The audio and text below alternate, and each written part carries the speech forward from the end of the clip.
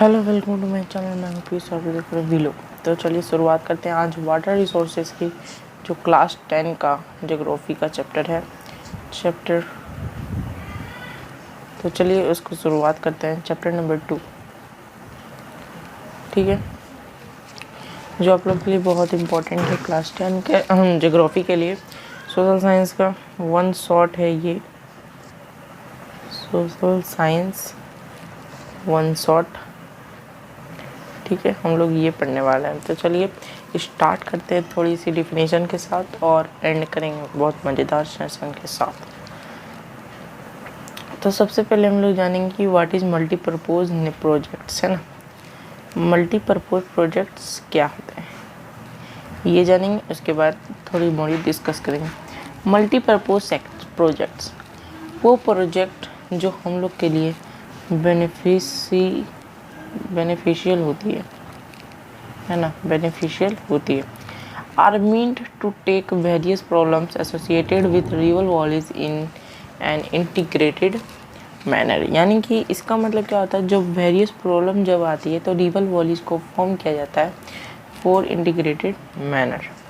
They help to control flood, check soil erosion, provide water for irrigation and drinking purpose. वो क्या होती है, वो हेल्प करती है फ्लड को कंट्रोल करने में और इरोजन, सॉइल इरोजन को भी चेक करने में कि सॉइल इरोजन का भी कैसा है। वाटर फॉर इरिगेशन, इरिगेशन को भी चेक करने में।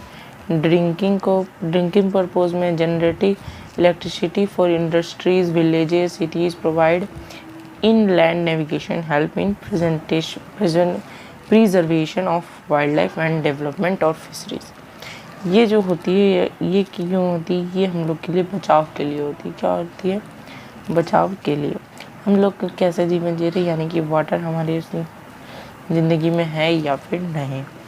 सबसे अगर बात करें, Damodar valley corporation, Bhakra Nangal, Hirakud, Kosi, Chambal valley, ये मल्टीपर्पज़ प्रोजेक्ट्स हैं जो बहुत ही इम्पोर्टेंट है। चलिए इसको स्टार्ट करते हैं अपने अंदाज में, तो बने रहिए हमारे साथ। तो जल्दी से इसको देख लेंगे, उसके बाद रेन वाटर हार्वेस्टिंग करेंगे। ये कहाँ बना हुआ है, बिल्ट ऑन दामोदर वैली, है ना। और इसके किसको किसको फ़ायदा होगा, झारखंड और वेस्ट बंगाल, यानी कि पश्चिम इलाका में फ़ायदा होने वाला है। झारखंड और वेस्ट बंगाल में दामोदर वैली कॉरपोरेशन रहती है। ठीक है, भाखड़ा नंगल ये कहाँ बना है, सतलज में। और इसमें कौन कौन सा है, पंजाब, हरियाणा, राजस्थान, यानी कि सॉरी एक मिनट, यहाँ ई वेस्ट नहीं होगा, है ना, ये वेस्ट नहीं होगा, ये वेस्ट होगा। यहाँ पर क्या होगा, ईस्ट साइड इसको बोलते हैं। ठीक है, और हीराकुड जो आपको महानदी बनी हुई है, जो उड़ीसा में, यानी कि ये साउथ के तरफ जाएगी, है ना। उड़ीसा में जो है हीराकुड है और महानदी में बनी हुई है। कोसी जो है वो कहाँ बनी हुई है, कोसी रिवर में। और इससे किसको किसको फ़ायदा है, Bihar and our neighbouring country Nepal, यानी कि इसमें किसको फ़ायदा है, नॉर्थ ईस्ट में, है ना। बिल्ट ओवर रिवर चंबल, यानी कि चंबल वैली जो है वो चंबल के ऊपर बनी हुई है और इससे मध्य प्रदेश और राजस्थान को फ़ायदा है। अब आ जाता है इसमें क्या, वेस्ट, है ना, वेस्ट की तरफ ये भी रहती है कुछ कुछ। ठीक है, चंबल वैली किसको किसको, मध्य प्रदेश और Rajasthan. Damodar valley West Bengal, Jharkhand. Bhakra Nangal Himachal Pradesh, Rajasthan, Haryana, Punjab. Hirakud Orissa, Kosi Bihar and Nepal. ठीक है, चलिए रेन वाटर हार्वेस्टिंग को पढ़ते हैं कि रेन वाटर हार्वेस्टिंग क्या है। Rain water harvesting is a technique of increasing the recharge of groundwater by capturing and storing rainwater by constructing wells, pre-collecting pits and check dams। ये एक ऐसा technique है जिससे आप लोग का रिचार्ज हो जाता है ग्राउंड वाटर और वो एक पानी फॉर्म कर देता है। और किससे वेल से, आपका चेक डैम, यानी कि डैम से, और भी बहुत सारा पिट्स बनाते हैं, टंकास बनाते हैं राजस्थान की तरफ, उधर बहुत सारे चीज़ होते हैं। इसका मेन ऑब्जेक्टिव क्या है कि जो मिनट इसको बड़ा कर लेते हैं ज़रा सा। हाँ, इसका मेन ऑब्जेक्टिव क्या है कि of the rain water harvesting to meet increasing demand of water, यानी कि हमारा डिमांड जो है वाटर का वो मतलब इंक्रीज हो जाए। जब इंक्रीज हो रहा है डिमांड ऑफ वाटर का तो पानी भी बढ़ना चाहिए, तो वाटर भी बढ़ेगी, तो इससे इसको फ़ायदा होता है। टू रिड्यूस रन ऑफ, है ना, भागम दौड़ से बचना। To avoid the flooding of road, यानी कि रोड में बाढ़ से बचाओ, जैसे बाढ़ से बचाओ, ठीक है। To augment the ground water storage and raise the water table, and जब ग्राउंड वाटर स्टोरेज होता है तब वाटर टेबल बनती है कि कैसे कैसे इसको इस्तेमाल करना है। To reduce ground water pollution से भी इसको बचाया जाता है। To improve the quality of ground water, इसको इम्प्रूव किया जाता है कि ग्राउंड वाटर का पानी सुंदर हो जाए। To supplement domestic water requirement during summer and long dry spells, है ना, ये डोमेस्टिक वाटर रिक्वायरमेंट के लिए समर में बनती है ताकि लॉन्ग ड्राई में स्पेल ना हो जाए, पानी ख़त्म ना हो जाए, इसको स्पेल बोलते हैं, ठीक है। बात करते हैं आगे, तो आगे भी हमारी है कि एडवांटेज क्या है मल्टीपर्पज़ प्रोजेक्ट्स का, तो ये हम लोग को पढ़ना है। What is the advantage of multipurpose projects. सबसे पहला फ़ायदा है इरिगेशन, कि प्लांट जब एग्रीकल्चर में होगा तो एग्रीकल्चर में आपको क्या होगा, इरिगेशन में मदद मिलेगी, ठीक है। उसके बाद hydro electricity for our industry and homes, है ना, तो इंडस्ट्री होम्स में हाइड्रो इलेक्ट्रिसिटी मिलेगी। जब इलेक्ट्रिसिटी होगी तभी तो हाइड्रोजन इलेक्ट्रिसिटी होगी, तभी तो हम लोगों को इतनी सारी मदद मिलती है। Water supply for domestic and industrial use, regulating of flow of water, ठीक है। फ्लड कंट्रोल, इससे फ्लड का भी बचाव होगा। फैसिलिटीज़ बढ़ेगी, नेविगेशन होगा इनलैंड का। पिसिकल्चर, फिश ब्रीडिंग, यानी कि फिश जो है वो बढ़ेगी, पिसिकल्चर बढ़ेगा।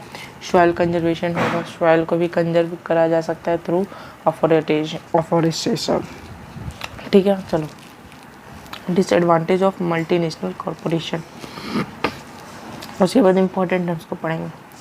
There failure to fulfil their basic objects like flood control and the disadvantage of result on building of such projects. इसके कुछ फेलियर्स भी थे कि फ्लड कंट्रोल को ये नहीं रोक पाती थी, है ना।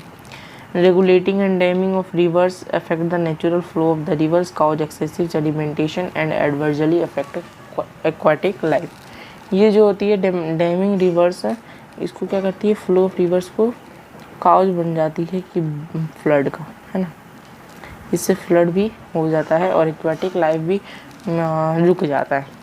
The reservoirs that are created in the flood plans over the flow, ये नहीं पढ़ना है। Multipurpose projects lead to large scale displacement, ये क्या हो गया, जब मल्टीपर्पज़ बनेगा तो उसमें ज़मीन चाहिए, ग्राउंड चाहिए, ग्राउंड में जो लोग रहते थे उनको डिस्प्लेस किया जाता था, यानी कि दूसरी जगह भेजा जाता था, ठीक है। एक्सेसिव यूज़ ऑफ वाटर, यानी कि इसमें वाटर का एक्सेसिव यूज़ होता है। ओवर इरीगेशन होता है। Account of the projects lead to land degradation and cause water borne disease, pests and pollution, और ये पॉल्यूशन का भी बहुत कारण बन जाता है। डैम में पॉल्यूशन भी बहुत होता है, ठीक है। चलो अब बढ़ते हैं इम्पोर्टेंट टर्म्स की तरफ। इम्पोर्टेंट टर्म को भी पढ़ेंगे। सबसे पहले हाइड्रोलॉजिकल साइकिल किसको कहते हैं, the sequence of condition through which water passes from vapour in the atmosphere through precipitation upon land और water surfaces and ultimately back into the atmosphere as a result of evaporation and transpiration called hydrological cycle। जब water पास होता है from vapour से atmosphere में तो वो precipitate बन जाती है लैंड के ऊपर या फिर वाटर सरफेस के ऊपर, अल्टीमेटली बैक इनटू द, और जो उसके बाद इवेपोरेशन के रूप ट्रांसपिरेशन में आ जाती है, उसको हाइड्रोलॉजिकल साइकिल कहते हैं। Water process from vapour in the atmosphere, है ना। उसके बाद प्रेसिपिटेट कहाँ होती है, लैंड और water surfaces. Scarcity, the state of being scarce in a और in a short supply, that is shortage of water, ठीक है। Conservation, The protection of plants and animals, natural areas and interesting and important buildings, especially from the damaging effects of human activity. Conservation किसे कहते हैं? जब human being मतलब living organism को protect किया जाए for effects of human activities है, ठीक है। नॉन रिन्यूएबल रिसोर्स ये तो पढ़ा दो। Ground water held underground in the soil और इन पोस्ट एंड सर्विसेज इन रॉक। जो वाटर अंडरग्राउंड होती है सॉइल के नीचे उसे हम लोग ग्राउंड वाटर कहते हैं। हाइड्रो इलेक्ट्रिक पावर क्या होती है? A form of energy generated by the conservation of free falling water to electricity. जो कंजर्वेशन होती है free falling water of to electricity, पानी से जो इलेक्ट्रिसिटी बनता है उसे हम लोग हाइड्रो इलेक्ट्रिसिटी कहते हैं। The generation of electricity by using the motive power of water, है ना। उसके बाद रिवर बेसिन है, तो river basin the area of land drained by a river and its branches. River basin जो होती है वो क्या करती है? एरिया ऑफ लैंड को ड्रेन करती है रिवर्स और ब्रांचेस में, ठीक। डैम्स क्या है? डैम्स एक बैरियर है जो पानी को रोकता है उसका लेवल को, और एक बढ़िया सा जनरेट करता है इलेक्ट्रिसिटी, और वाटर सप्लाई को भी कुछ काम होता है, ठीक है। बात करते हैं इंडस्ट्रियलाइजेशन। सबसे पहले हम लोग इरिगेशन को पढ़ लेंगे, ठीक है।